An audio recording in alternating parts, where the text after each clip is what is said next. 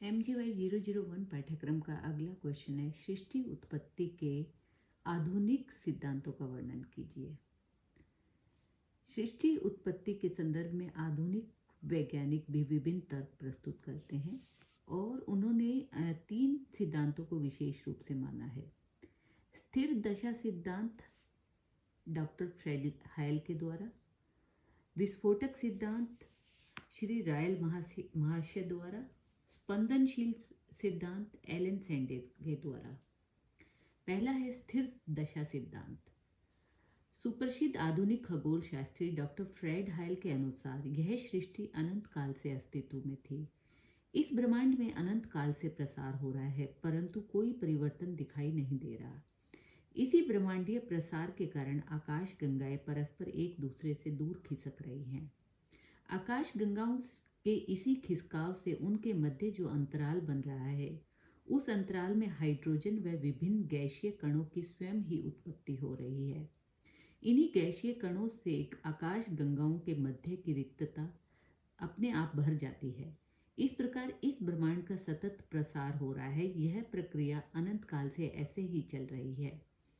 इस प्रकार आदि और अंत से हीन ब्रह्मांड वस्तुतः इसी तरह अनंत और चिरंजीवी है।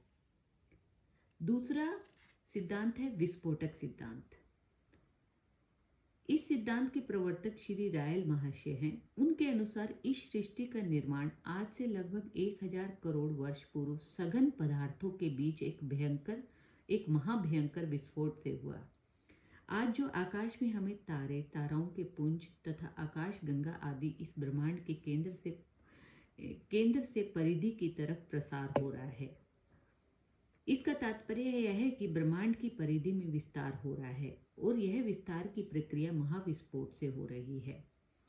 विश्व के प्रसिद्ध सभी खगोलवेत्ता इस बात से सहमत है कि इस ब्रह्मांड के विस्तार की यह प्रक्रिया जब अवरुद्ध होगी, तब निश्चित रूप से गुरुत्वाकर्षण के कारण सभी आकाशीय पिंड अपने अपने आकर्षण से नष्ट हो जाएंगे। इस प्रकार से यह ब्रह्मांड भी समाप्त हो जाएगा। अगला सिद्धांत है स्पंदनशील सिद्धांत। इसके प्रतिपादक एलन सैंडेज हैं। उन्होंने यह सिद्धांत दोलन सिद्धांत के नाम से भी जाना जाता है। जिस प्रकार हम श्वास लेते हैं तो हमारे फेफड़ों का प्रसरण होता है तथा श्वास छोड़ने पर फेफड़े संकुचित हो जाते हैं। ठीक इसी प्रकार ये वैज्ञानिक मानते हैं कि एक महान विस्फोट के बाद इस सृष्टि का प्रसरण होता है, फिर संकुचित होता है। यह क्रम निरंतर चलायमान रहता है। लगभग 120 करोड़ वर्ष पूर्व एक महाभयंकर विस्फोट हुआ होगा। तब से इस सृष्टि अथवा विश्व का फैलना या प्रसरण प्रारंभ हुआ। यह प्रसार क्रम लगभग 290 करोड़ वर्ष तक चलता रहेगा।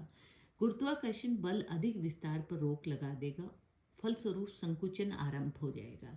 इसी विस्तार और संकुचन का क्रम लगभग 410 करोड़ वर्ष तक चलता है। तदंतर पुनः महाविस्फोट होगा और फिर से यही क्रम चलेगा। वस्तुतः विश्व के विकास का यह नवीनतम सिद्धांत समझा जा सकता है, जो कि सतत चलता रहता है।